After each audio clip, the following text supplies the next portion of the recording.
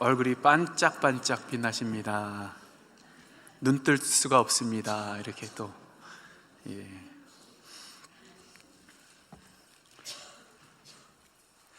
볼링, 출사 여행 가기. 여러분들 출사라는 건 뭐냐면 사진 찍는 사람들이 이렇게 사진을 찍으러 가는 것을 출사라고 이야기를 합니다. 그래서 출사 여행 가기, 그리고 침대에서 한 이틀 동안 꼼짝 않고 잠만 자보기, 그리고 가족과 함께 한 2달 정도 미국 구석구석을 여행해보기, 그리고 달달한 음식을 마음껏 먹어보기, 한국에 놀러 갔다가 오기, 이런 것들을 한번 적어봤는데 이것은 제가 하고 싶은 일들을 적은 것입니다. 아마 이거는 제가 하고 싶은 일들 가운데 일부일 것입니다. 그리고 또 여러분들도 이러한 목록을 적어본다라고 한다면은 많은 것을 여러분들 적을 수 있겠죠. 하고 싶은 일이 이 세상 가운데 정말로 많이 있을 것입니다. 정말로 우리 주변을 잘 돌아다 보면은 우리를 유혹하고 정말 하고 싶은 그런 많은 수많은 일들이 사실 너무나도 많이 있습니다. 당장 저의 큰 아이들 쌍둥이들을 보더라도 항상 하고 싶은 것에 목말라 하면서 그렇게 살아갑니다. 얼마 전에는 사실 중학교 올라갈 때 제가 이제 공부를 좀 열심히 하라고, 공부할 때 도움이 될까 하고서 컴퓨터를 사줬습니다. 그래서 이 컴퓨터는 공부할 때만 사용해야 된다라고 그렇게 분명히 이야기를 했는데, 그 컴퓨터로 공부하는 것이 아니라 맨날 유튜브만 보고 그렇게 지내는 그런 아이들의 그런 모습들을 보게 됩니다. 심지어는 바깥에 나가서 놀 때도 너무나도 많이 있습니다. 공부 좀 해라, 공부 좀 해라 할 때마다 친구 집에 간다라고 그렇게 이야기하고, 매주 주일마다 식사하는 자리 가운데 저한테 찾아와서 아빠 오늘 누구네 집에 가도 돼요? 항상 그렇게 물어보는 그런 아이들의 그런 모습, 늘 언제나 하고 싶은 것이 많은 그런 아이들의 그런 모습들을 보게 됩니다. 근데 그 아이들의 모습을 자세히 보니까 사실 아이들한테 꾸중하거나 혼낼 것이 없는 것이, 저도 어렸을 때 그러한 모습으로 살았더라고요. 그리고 사실 지금도 하고 싶은 것이 너무나도 많이 있고 그것에 목말라 할 때도 많이 있는 제 자신의 그런 모습을 볼 때가 있습니다.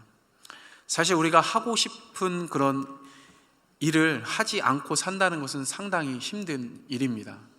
왜냐하면은 바로 우리들 안에 있는 그 욕구가 원하는 것이기 때문에 하고 싶은 일을 안 하는 것은 상당히 어려운 일이라고 할 수 있을 것입니다.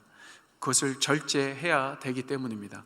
이것에 대해서 아리스토텔레스는 욕망의 속성은 만족을 모른다는 것이고, 일반적으로 사람은 욕망의 즉각적인 충족만을 추구하며 살아간다라고 그렇게 말을 합니다. 그뿐만이 아니라 성경적인 그런 관점에서 욕망에 대해서 우리가 살펴볼 때, 사람이 가지고 있는 욕망은 항상 우리 사람이 살아가는 삶 속에서 문제를 일으킵니다. 이것에 대해서 야고보서 4장 1절에 이런 말씀을 합니다. 너희 중에 싸움이 어디로부터, 다툼이 어디로부터 나느냐? 너희 지체 중에서 싸우는 정욕으로부터 나는 것이 아니냐라고 그렇게 말씀합니다. 여러분들, 그렇다고 한다면 정욕이라는 것이 무엇이겠습니까? 물론 일반적으로 국어 사전에 나오는 그런 사전적인 정의를 내릴 수도 있겠지만은, 그 정욕이라는 것을 그냥 간단하게 정의한다면 그것은 바로 하고 싶은 마음, 갖고 싶은 마음, 높아지고 싶은 마음, 그러한 마음을 정욕이라고 그렇게 이야기할 수 있습니다. 우리 삶 속에서도 실제적으로 많은 다툼이 일어납니다. 그런 다툼을 정말 자세하게 들여다보면은 그 안에는 하고 싶은 마음, 갖고 싶은 마음, 그리고 뭔가를 누리고 싶은 마음, 높아지고 싶은 마음, 그런 마음들로 인해서 그것이 부딪히고 하는 것 때문에 다툼이 일어나는 것을 볼 수 있습니다. 여러분들, 요즘에 한국에 일어나는 그런 일들을 뉴스를 통해서 아마 들어보셨을 것입니다. 그 일에 대해서 사실 정치적인 것이기 때문에 제 개인적인 그런 관점에서 이야기하는 것은 별로 하고 싶지는 않습니다. 왜냐하면 제 개인적인 주관적인 것이기 때문에요. 하지만 객관적인 그 사항을 우리가 바라봤을 때 그 안에 문제점이 하나가 있다고 한다면 그것은 바로 이 정욕과 관련되어 있다는 사실입니다. 예전에 학생을 가르친다라고 하는 한 선생님께서 블로그에다가 자기 자신에게 가끔씩 찾아오는 사람들에게 조언을 해야 할 때가 있는데 자기는 이런 조언을 자주 한다고 하면서 이런 글을 남긴 적이 있습니다. 그 글이 뭐냐면은, 인생을 행복하게 살려면 하고 싶은 일을 하고 살아야 할 텐데 하고 싶은 일이 무엇인지를 모른다는 것은 좀 억울한 일이다 라는 것을 사람들에게 가끔씩 조언을 한다고 합니다. 여러분들 어떻게 생각하십니까? 어떻게 보면은 이 말이 좀 옳은 것처럼 우리는 볼 수도 있을 것입니다. 그렇지만 저는 성경적인 관점에서 바라봤을 때 이 말에 대해서 저는 결코 동의할 수 없습니다. 왜냐하면 인간이라는 우리 존재 자체는 하나님부터 창조함을 받을 때 하고 싶은 일을 위해서 창조된 그런 존재가 분명히 아니기 때문인 것입니다. 이것을 이해하려면 우리는 창세기로 다시 돌아가서 그것에 대한 말씀을 우리가 찾아서 봐야 되겠죠. 그 말씀이 어디에 나와 있냐면 창세기 1장 28절에서 29절 말씀을 보면은 나와 있습니다. 그 말씀을 보면 이렇습니다. 하나님이 그들에게 복을 주시며 하나님이 그들에게 이르시되 생육하고 번성하여 땅에 충만하라. 땅을 정복하라. 바다의 물고기와 하늘의 새와 땅에 움직이는 모든 생물을 다스리라 하시니라. 하나님이 이르시되 내가 온 지면에 씨 맺는 모든 채소와 씨 가진 열매 맺는 모든 나무를 너에게 주노니 너희의 먹을 거리가 되리라. 여러분들, 이 말씀에서 우리가 알 수 있는 것은 첫 번째로 하나님은 인간을 창조하시고 그들에게 복을 주시면서 또한 명령을 하셨다는 것입니다. 그것이 무엇입니까? 바로 땅에 충만하라, 땅을 정복하라, 바다의 물고기와 하늘의 새와 땅에 움직이는 모든 생물을 다스리라 라는 명령을 하나님께서 인간에게 주신 것입니다. 그래서 인간은 처음부터 자기 자신이 하고 싶은 것을 위해서 창조된 것이 아닙니다. 물론 인간이 자유의지라는 것을 가지고 있지만은 하나님께서는 그에게 말씀으로 명령하시면서 그가 이 땅 가운데 창조되어서 해야 할 일에 대한 것을 정해 주신 것입니다. 그렇기 때문에 인간은 하고 싶은 일을 위해서 창조된 것이 아니라 무엇입니까? 해야 할 일을 위해서 창조된 것이라고 볼 수 있는 것입니다. 곧 이것은 인간이 근본적으로 하나님의 말씀에 순종하는 삶을 살아야 하는 그 이유를 잘 보여주는 것입니다. 그리고 두 번째로 하나님은 인간에게 필요한 모든 것을 공급해 주셨습니다.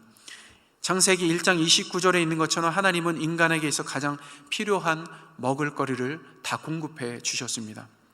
그렇기 때문에 죄를 범하기 전에 인간은 사실 옷도 필요 없었습니다. 그리고 집도 필요 없었고 그저 에덴 동산이 집이었고 에덴 동산의 각종 과일과 채소, 이런 모든 것들이 그들의 양식이었던 것입니다.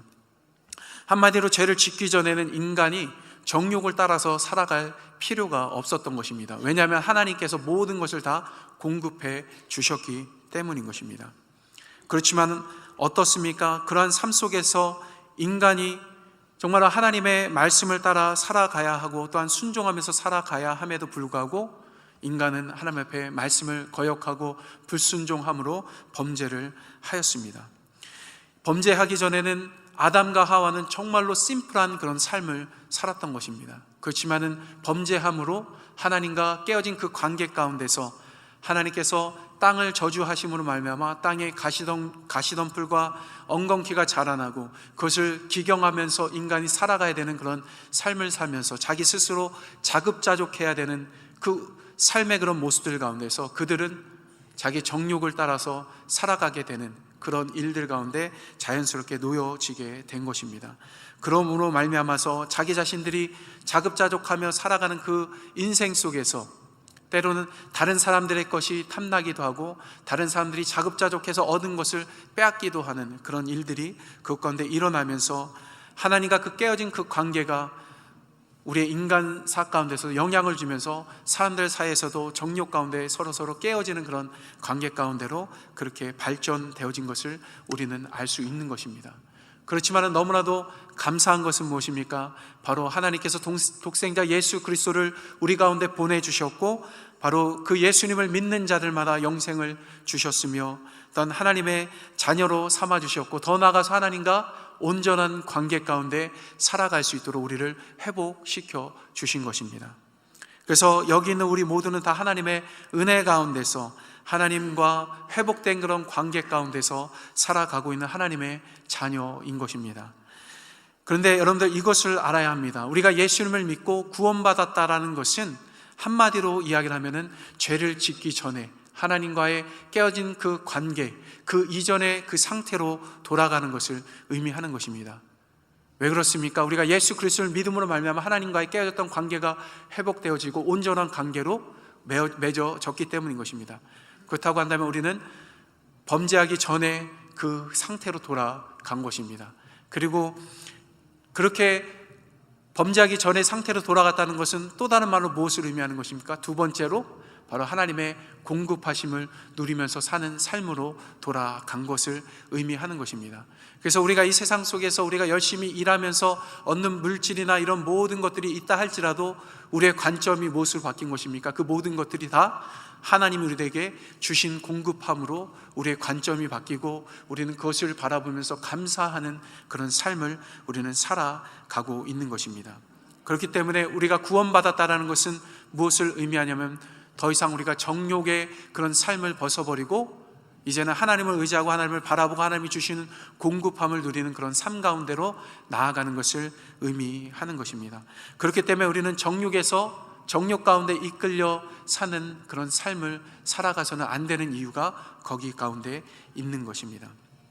특별히 오늘 말씀 안에서 우리가 우리 자신이 하고 싶은 일을 하다가 망하게 된 한 사람을 우리는 보게 됩니다. 그는 우리가 너무나도 잘 알고 있는 바로 사울 왕이었습니다. 오늘 본문의 전체적인 이야기를 우리가 들여다보면 사울은 하나님의 특별한 명령을 받았습니다. 그 명령이 무엇이었냐면 바로 아말렉 족속을 다 진멸하라라고 하는 그런 명령이었습니다. 사실 하나님께서 이 아말렉 족속을 다 진멸하라고 하신 그 명령에는 이유가 있었습니다. 왜냐하면 400년 전에 사울 왕에게 말씀하기 바로 400년 전에 하나님께서 이미 아말렉 족속을 진멸하실 것에 대해서 선언하셨기 때문입니다. 400년 전에 모세는 이스라엘 백성들을 이끌고서 출애굽을 하였습니다. 출애굽을 한 상태 가운데서 여러분들 이스라엘 백성의 모습들이 어떠했겠습니까? 애굽에서 종살이하던 그 사람들이 어떤 군사력이나 그런 그 군사적인 그 일들이 일어났을 때, 전쟁이 일어났을 때 대응할 만한 그런 힘과 능력들이 그들 가운데 없었던 것입니다. 어찌 보면은 정말 오합지졸과 같은 그런 모습으로 그들은 광야 가운데 놓여 있었습니다. 그리고 광야길을 걸어가고 있었습니다. 광야길이라는 것은 우리가 다 아는 것처럼 먹을거리도 구하기 힘든 곳이고 물도 구하기 힘든 그런 아주 척박한 그런 땅이었습니다. 그곳을 걸어가다가 르비딤이라는 그런 지역에 그들이 도착하게 되었을 때 바로 아말렉 이 족속이 그 이스라엘 백성들을 기습하는 사건이 발생합니다. 그 기습하는 그 사건 가운데서 많은 이스라엘 백성들이 죽임을 당하게 되었고, 다행히 모세가 하나님 앞에 열심히 기도하고 또한 여호수아가 활약하는 그 활약을 통해서 아말렉 족속을 물리치고 다시 그 광야길을 갈 수 있는 그런 기회를 그들은 얻게 된 것입니다. 하지만은 그 전쟁으로 말미암아 수많은 이스라엘 백성들이 목숨을 잃게 된 것입니다. 하나님이 사랑하는 백성들이 목숨을 잃게 된 것입니다. 그 모습을 보시고서 하나님께서 너무나도 안타깝게 여기셔서 출애굽기 17장 14절에 아말렉 족속을 다 진멸하실 것이다 그렇게 선언을 하셨습니다. 바로 이 선언하신 것을 오늘 사울 왕을 통해서 이루고자 하시는 것이 바로 오늘 말씀 가운데 있는 것입니다. 그래서 사울은 그 하나님의 말씀을 들었습니다. 그리고 그 말씀을 따라서 아말렉 족속을 향해서 진군하였고, 그리고 거대한 승리를 거두었던 것입니다. 정말로 많은 사람들이 봤을 때도 완벽한 승리라고 할 수 있었던 그런 승리였습니다. 그렇지만 어떻습니까? 오늘 사울이 승리한 그 승리는 하나님 보시기에 완벽한 그런 승리가 아니었습니다. 그것은 그저 반쪽짜리 승리에 불과했던 것입니다. 왜 반쪽짜리의 승리에 불과했냐면은 바로 하나님의 그 말씀 가운데 그 사울이 반쪽짜리 순종만 했기 때문인 것입니다. 여러분들, 왜 이렇게 사울이 반쪽짜리 순종만 여러분들 했겠습니까? 그것은 하나님의 명령을 따라 자신이 해야 될 일을 하지 않고서 자신이 하고 싶은 일을 했기 때문인 것입니다.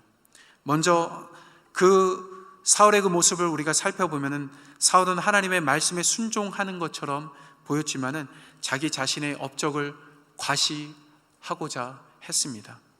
이것에 대해서 오늘 본문 위에 있는 8절 말씀에 보면은 사울은 모든 아말렉 백성을 다 진멸하였지만은 아말렉의 왕인 아각을 살려서 포로로 끌고 왔다라고 그렇게 기록하고 있습니다.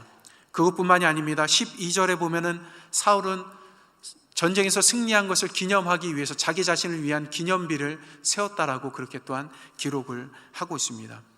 사실 전쟁에 승리했기 때문에 사울이 자기 자신을 위해서 기념비를 세우는 것, 뭐 그렇게 큰 문제가 되겠습니까? 그렇지만은 하나님 보시기에는 이거는 커다란 문제일 수밖에 없는 것입니다.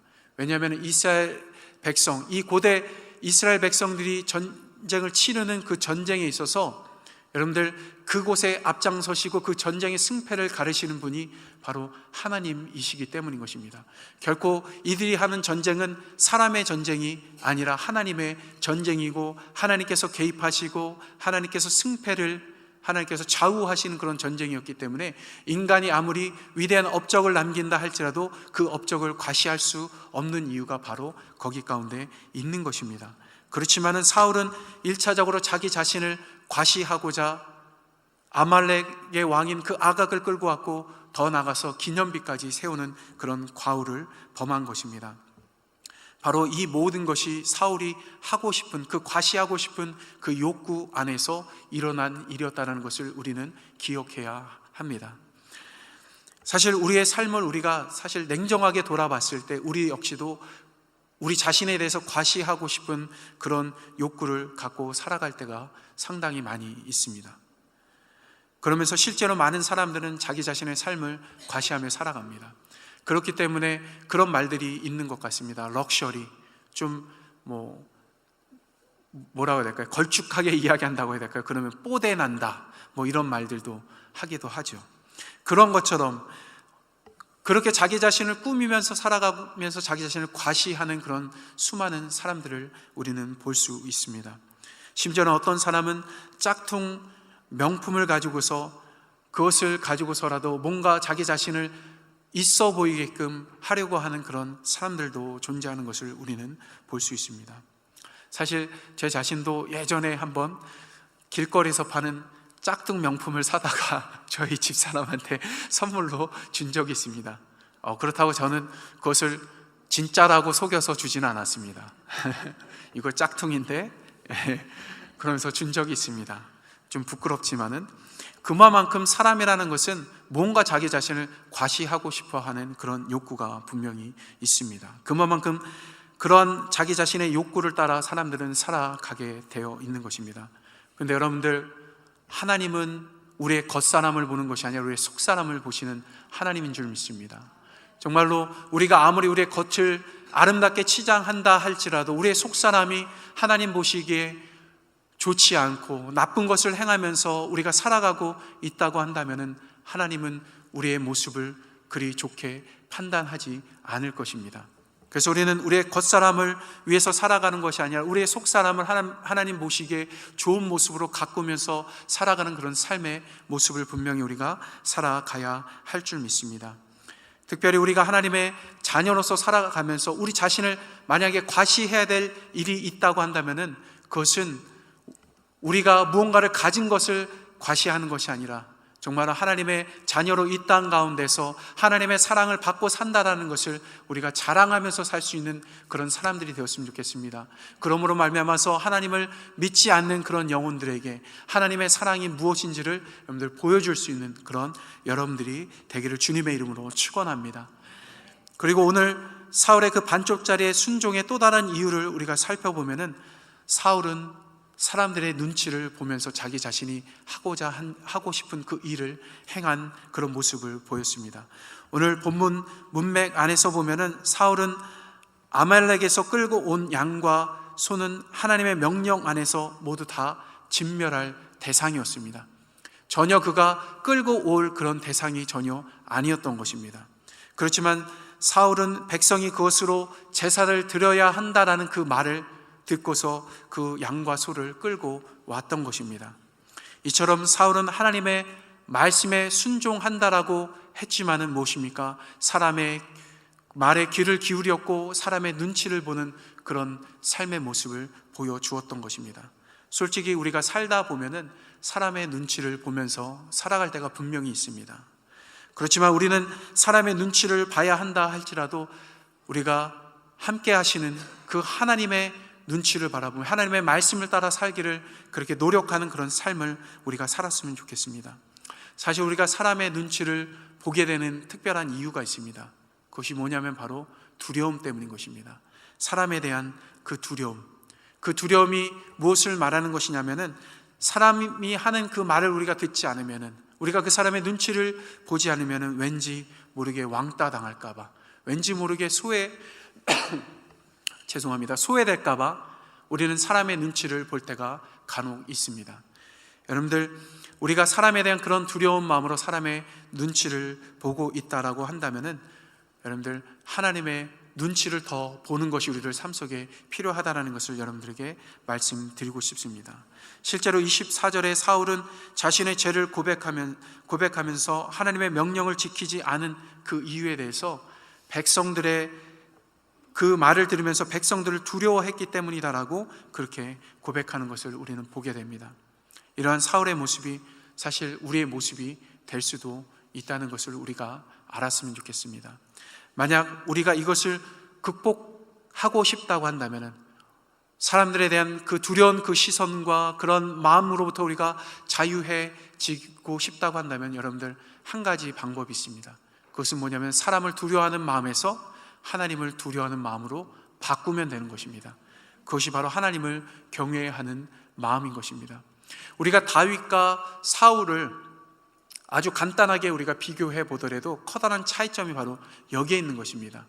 다윗도 그가 살아가면서 죄를 지었던 때가 있었습니다.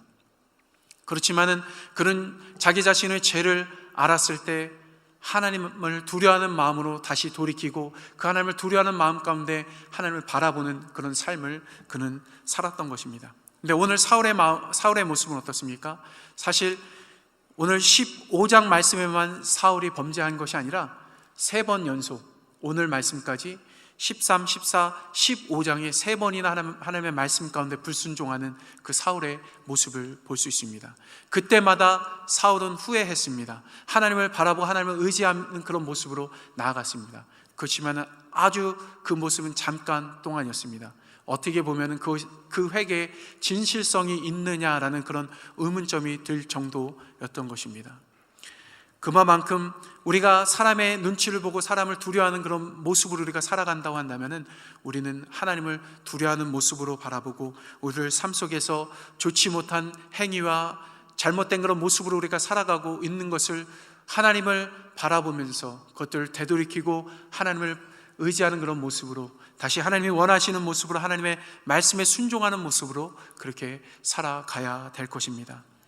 앞서서 말씀드린 것처럼 구원받았다는 것은 무엇입니까?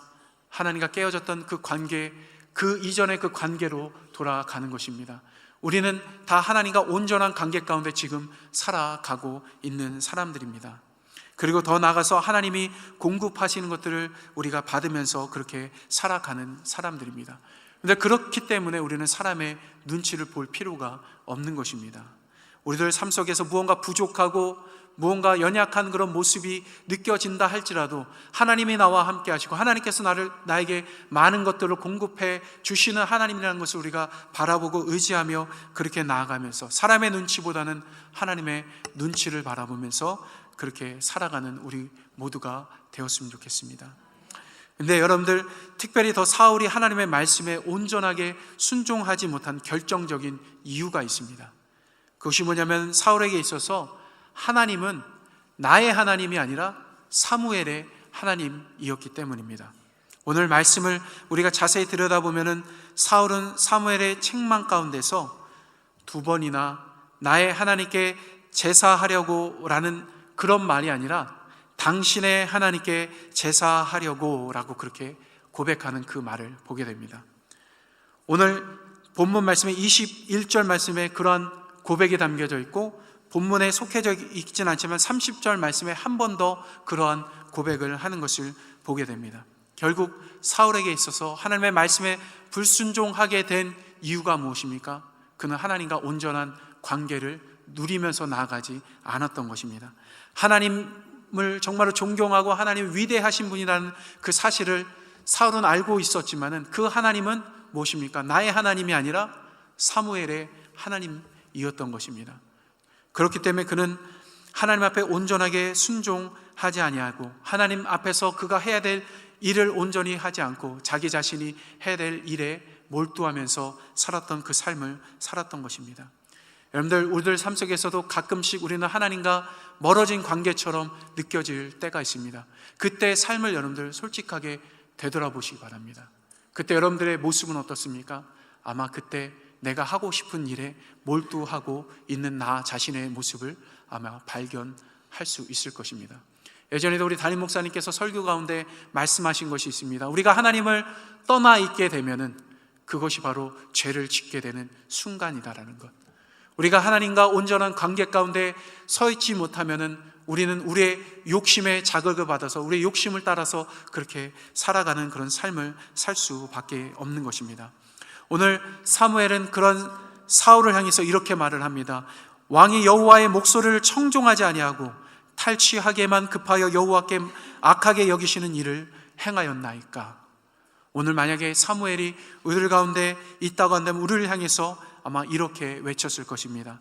어찌 당신이 하나님의 목소리를 청종하지 아니하고 당신이 하고 싶은 일에만 급급하여 하나님께서 악하게 여기시는 그 일을 행하십니까? 라고 그렇게 아마 우리를 향해서 외칠지도 모르겠습니다. 오늘 우리의 삶을 냉정하게 되돌아봤으면 좋겠습니다.